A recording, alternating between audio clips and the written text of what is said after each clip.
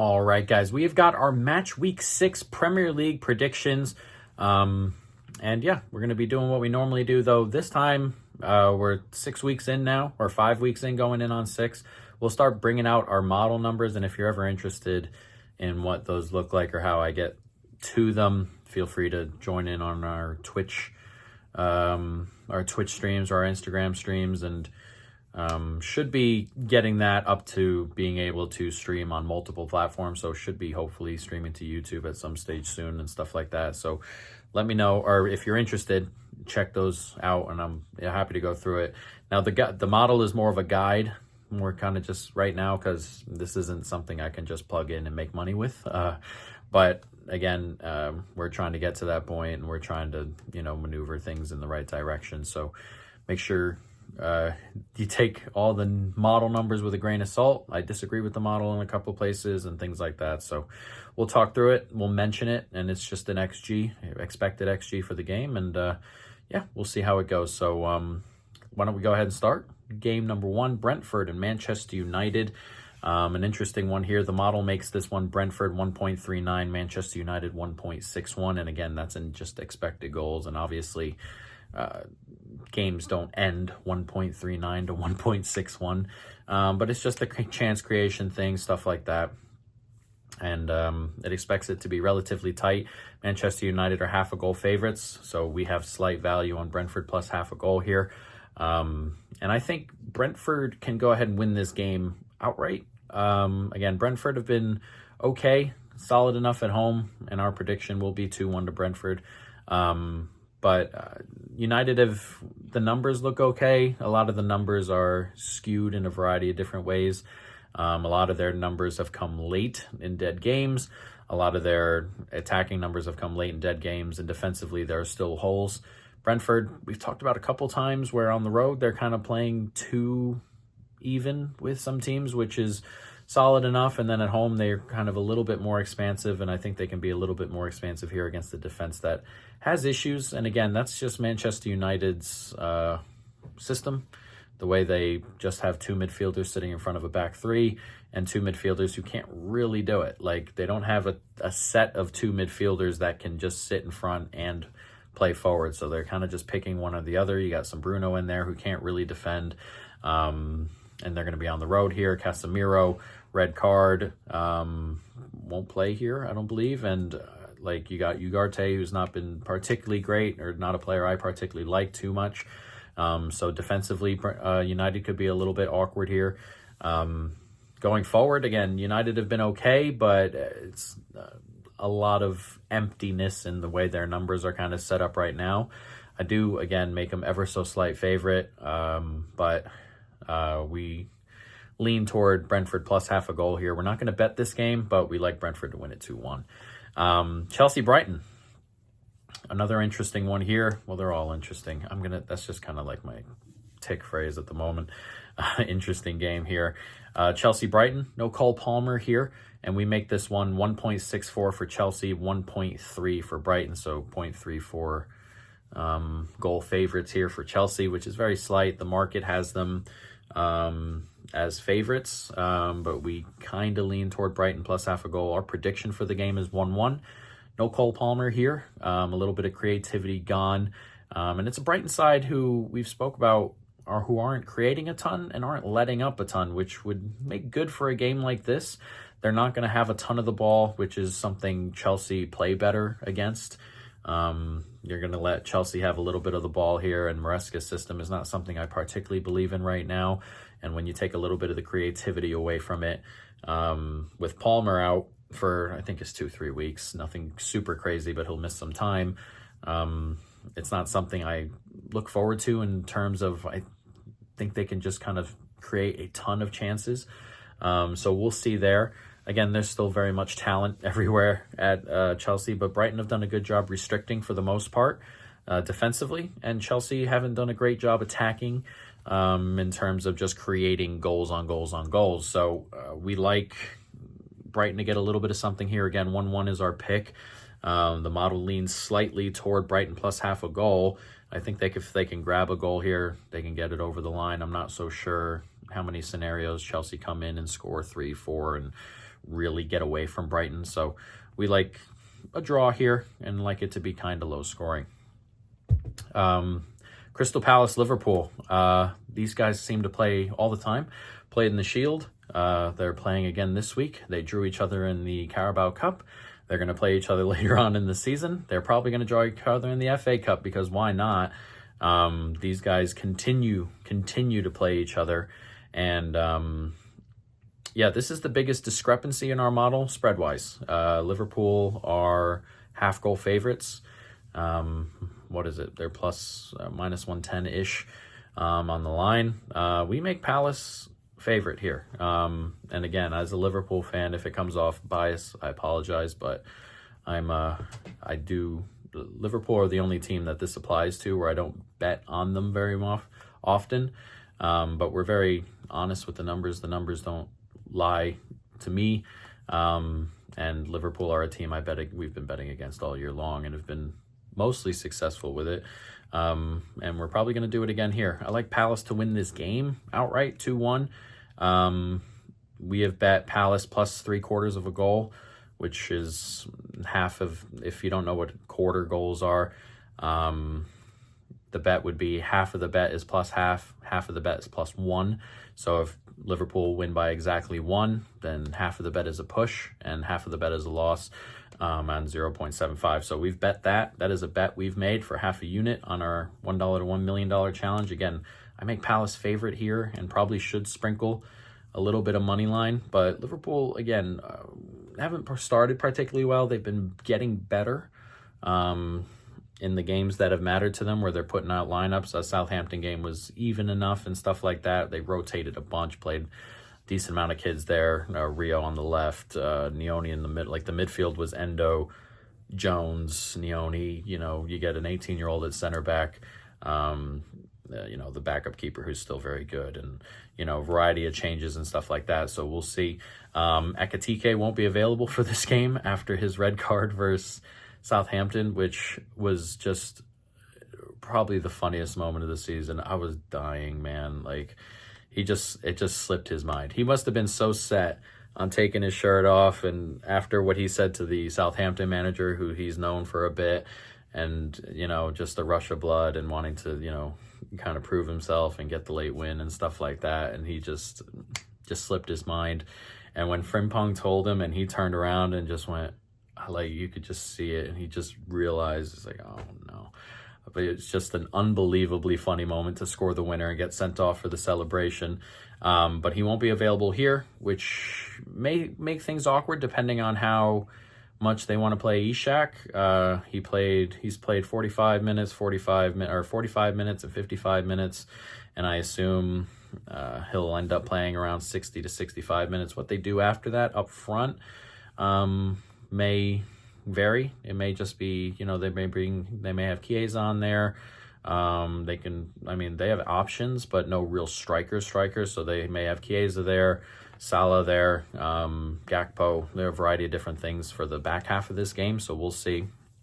He may come in and may want to get through the first half and kind of just get through the first half and then maybe bring Ishak on at halftime type of thing. It depends on what he's thinking, but no Ekitike here is obviously a miss for Liverpool. And it's a Palace team that has shown that it could go toe-to-toe with Liverpool. Of course, they played really well in the Community Shield, ended up winning on penalties, coming from behind. It's a Palace team that's played really, really well to start the season. This is a team that's top of the league in expected points. The expected difference is really, really good so far, and they're playing really well game to game. This is a pretty big jump in competition, of course, they went to Chelsea and didn't play particularly well, but didn't give up a ton. They'll be at home here, crowd behind them. I think there's a chance they win this game, but we have bet it at plus 3/4 of a goal. I believe that was minus 160-ish. We also get the half of the bet on push protection on one. So we like Palace here. We'll see if they can get over the line. Leeds and Bournemouth. A couple of interesting games last week. Leeds get over the line, and they're probably their worst game in just analytically, but they get over the line because finally they scored some goals. Finally got some of the finishes to get over the top there. Bournemouth with the most boring game of the weekend, a 0-0 versus Palace, where it was like 0.6 or 0.55 total expected goals. Excuse the dogs in that bang. And just nothing in that game whatsoever. But yeah, I have this pegged as a 1-0 Bournemouth win. We like that. The model makes it 1.42 to 0.87 for Bournemouth here. So we have a little bit of value on Bournemouth, who are quarter goal favorites. Yeah, Bournemouth have been super solid defensively. And we've talked about Leeds. They are struggling to turn turnovers into chances. It's something they've struggled to do. And the goals last week they scored, they got one. That third one was a turnover. They turned into a goal finally, but a really great free kick before that and stuff. Some low quality chances that they finished off well. But this is a Bournemouth team who's defending really, really well, and a Bournemouth team who has attackers we've talked about, and a Leeds team that's struggling to just score goals here. So this is a talented team going on the road. I expect this game to be kind of tight still, but I think Bournemouth just get over the line 1-0. Manchester City Burnley. This is probably the least competitive game of the week. If you had to guess, Burnley have been comfortably the worst team in the league in terms of just numerically. Obviously, they're not bottom, which is set for Wolves at the moment, but it's a team that's just game to game not playing particularly well, giving up quite a few chances and stuff like that. And it's a Manchester City team who will want to challenge for the title. They'll be probably in that top 3 and at worst top 5 area. And they're at home here against a side that's defending has not been too good. Now, I'm interested to see if Burnley just kind of do what they did against Liverpool. I will say Pep is probably not the manager that you can kind of get away with that against. Pep's systems have been elite, probably the best ever in terms of breaking down low blocks. They're just excellent at it. We haven't bet a side or a total here, but we like City to win this one 3-0. The model makes it 2.37 to 0.72. So slight value on Burnley because the line is Man City -2, but I will say the model has issues kind of the further out from 0 we get on the spread, the more difficult it is to kind of get out to those numbers. This is stretching it a little bit. You have to stretch the model when it comes to these spreads to kind of get it out there. So kind of ignoring the model on this one, but it makes Burnley a little bit of value. But again, this is a City team that is going to score goals, I think, here. And we haven't played any spread or total here. We did play a little bit of Haaland to score a goal here, -170. We also bet a bit of Haaland to be the leading, like win the golden boot. That was -155. He's up by 3 already. And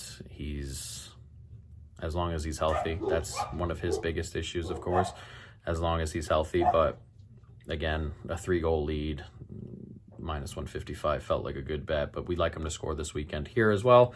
But City should be able to break down this Burnley side. They have a long, extensive history of being able to break down these sides. And Burnley, I can see them kind of hitting on the break here. It's a City side that's not defending at a super great rate, and in transition in particular, they're a problem, and Burnley have a habit of at least getting shots off in those situations. But it's a tough one for Burnley here for me. Next, we have Forest and Sunderland. This is, again, we won't have good numbers on Forest games for a little bit because they've already changed their manager after a couple games, and we only have 5 games worth of data, and 2 of them are, it's like 2v3 in terms of games that for each manager. So we won't have good numbers on Forest for a little bit, but I just 0-0 for me. This is the 0-0 of the weekend. It's an interesting one. Again, I think Forest are still going to grip on to their old habits a little bit still. And they look good at Betis. It finished 2-2, and there weren't a ton of chances for Betis in that one, but offensively they look pretty good, and they may go forward here and be a little bit more aggressive. as I expect them to slowly kind of work their way into that. That being said, this is a Sunderland team that's decent defending, and it's a Sunderland team that's got bodies that could, again, we talk about them every week. They are fit and big and lengthy fellas on the back seven there. So I think they can kind of cope with it. Sunderland, again, the attacking stuff is not good. They've been overperforming quite a bit early. And again, we talk about them, and obviously it's not their problem. But in terms of predicting stuff, they haven't been playing particularly great, but they continue to pick up the points when it matters. And that's all that matters to them, obviously. And we have to separate that on here for just going forward and predicting stuff. If Forest are not fully into that Ange ball and up and down and up and down, I see a little bit of trouble for Sunderland scoring here. We made this one 1.09 to 0.89 in the model, really tight. I like the under, can't play it. Like, I like the, both teams to score no, can't play it. Like, the Ange change has made this kind of unplayable for me. If the other manager was still here, name slipping my mind for whatever reason, Espirito Santo. If he were still here, this would be a very quick both teams to score no, or a very quick under. But Ange has kind of made that complicated, but we'll call it like we see it, 0-0 for now. Tottenham and Wolves. This is an interesting one. Spread is 1, Tottenham -1, which means to cover they have to win by 2 or more. It's a struggle for me to kind of see that with Tottenham right now. They're not attacking brilliantly at the moment, and defensively they're kind of tight. Nothing spectacular, but again, this is, I think people forget with Tottenham that the expectation, especially after the first 2 games, where, hey, maybe they're going to challenge top 4 very quickly, and the numbers kind of say they're very much an average team right now, which is a step in the right direction, but it's also not a top 5-6 team right now. So we have a little bit of value on Wolves. I make this 1.46 to 0.82 for Tottenham. So we still, Tottenham are favorite and rightfully should. I think they end up winning the game 1-0 because we've talked about Wolves a little bit. Tottenham have been defending a little bit better, and Wolves are struggling to turn chances into goals, struggling to kind of get that final pass across, get that final finish across, get that final shot on target type team. And against a team that's defending better and is playing tighter at home, it's a struggle for me to see them kind of like overdoing it. So I don't want to bet Wolves +1. If you guaranteed me they'd score a goal, I'd bet some Wolves +1, because I don't think Tottenham will get to 3 here. But I think Tottenham will score at least. So 1-0 to Tottenham is the guess. Not going to end up playing this one. Again, we have a bit of value on Wolves +1, and I think, again, if they were to score, I don't see Tottenham getting to 3. So, we'll see. But for right now, we like Wolves plus the 1. I think you can find a good number on a Tottenham team total under 2.5. I might play that, but haven't quite got there, and I don't think that number is going to really exist at a good number anyway.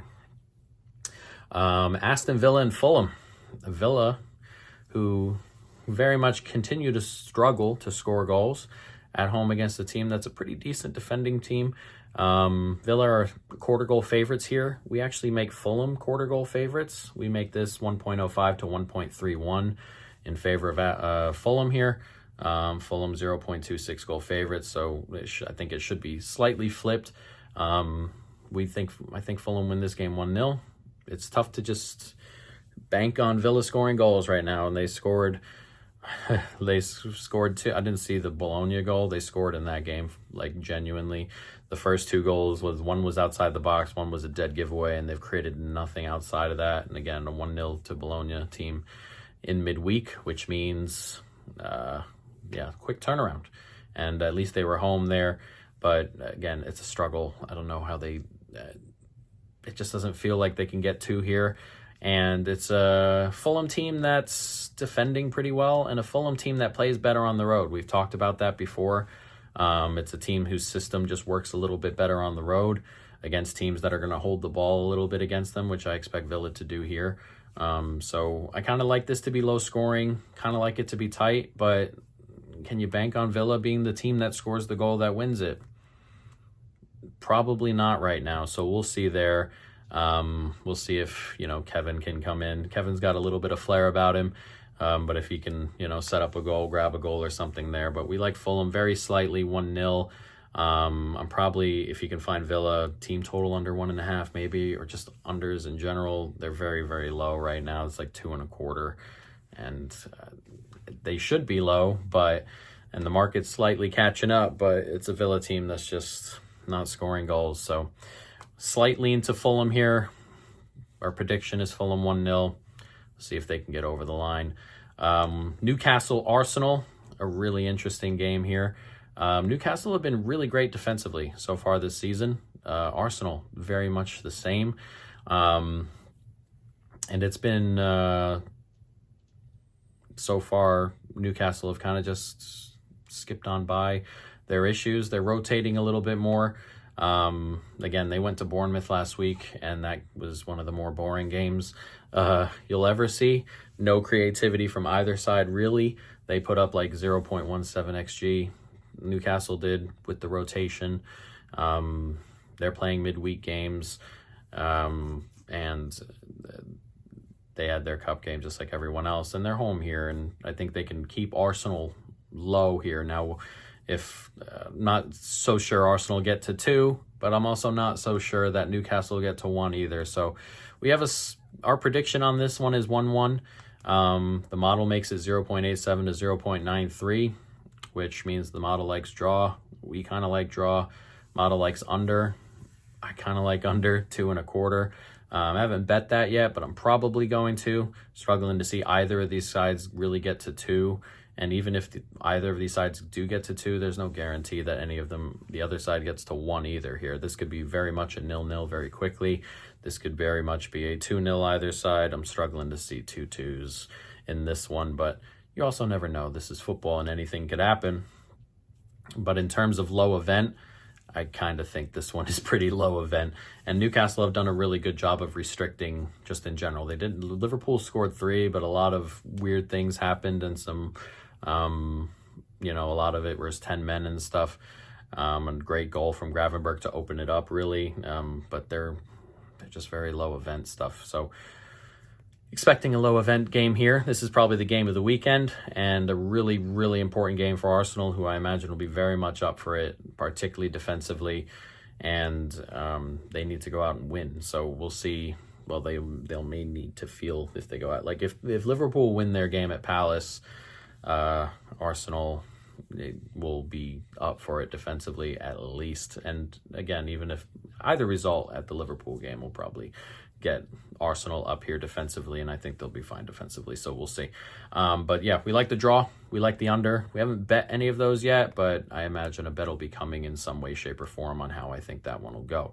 And then the final game of the weekend, Everton, West Ham. This is a good Everton team. They played pretty well last week against Liverpool there, and then they're moving better defensively. It's been pretty solid. West Ham have been low-key, like under the radar, decent going forward. But this is an Everton team that's well-drilled defensively, and an Everton team that's very much better going up and down the pitch. They're very good defensively, and they're getting better going forward. I think they get over the line here. We like this. I like Everton to win this one 2-0. The model makes it 1.72 to 1.29. It has slight value on West Ham because I think Everton are 3/4 goal favorites. So very slight on West Ham there from the model. But again, I kind of like Everton here going against the model a little bit. I think they win 2-0. I think they defend well. And again, they're getting better going forward, creating a little bit more. And while I don't think there's anybody on the team that's like a natural, crazy good goal scorer, I think they can create enough to get over the line a couple times. So we like Everton here. West Ham, again, it's just the way they play that makes it awkward. Like, they're not great defensively. Again, they're getting better going forward, but a lot of it getting better going forward is going back to the old stuff and not necessarily playing Graham Potter ball. So it's an interesting scenario they're in, similar to Chelsea, but Everton are probably going to have a lot of the ball here, and that may set some spots up for West Ham. If West Ham are going to have the ball here, then this feels like Everton get home kind of comfortably. It's funny that there are teams in the league that when they have the ball, you don't want them going forward, and they're much better kind of just doing the other thing, hitting on the break and stuff like that. But Everton are going to do what they do going forward, I think. And if they're somewhat solid defensively, I think they get over the line. So we like Everton there. So there are 10. Going forward, again, we're going to give the championship another week because that league in general is very volatile in terms of analytically. So in terms of just the model and stuff like that, it's very interesting in the championship, and we don't bet a ton of championship. But soon we'll have La Liga up, and hopefully soon the other major leagues there, and hopefully as the season goes on, we'll be adding to this, and these episodes will get a little bit longer as we go ahead and deal with, or as we kind of start to add other divisions to it, and we'll see going forward there. But that's our Premier League predictions, and yeah, should be a fun weekend.